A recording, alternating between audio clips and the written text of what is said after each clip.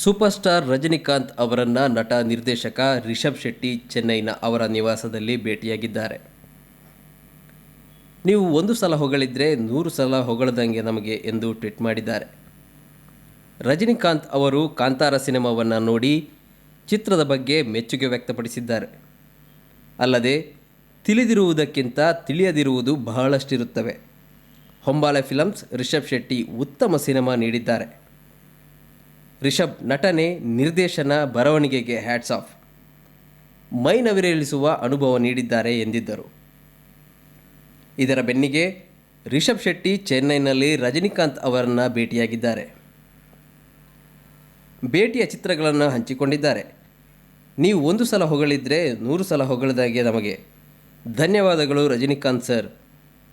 ನಮ್ಮ ಕಾಂತಾರ ಚಿತ್ರ ನೋಡಿ ನೀವು ಮೆಚ್ಚಿದ್ದಕ್ಕೆ ನಾವು ಸದಾ ಆಭಾರಿ ಎಂದು ಅವರು ಟ್ವಿಟರ್ನಲ್ಲಿ ಬರೆದಿದ್ದಾರೆ. ಕಾಂತಾರ ಸಿನಿಮಾ ಸದ್ಯ ತಮಿಳು, ತೆಲುಗು, ಹಿಂದಿ, ಮಲಯಾಳಂದಲ್ಲಿಯೂ ಉತ್ತಮ ಸ್ಪಂದನೆ ಪಡೆಯುತ್ತಿದೆ.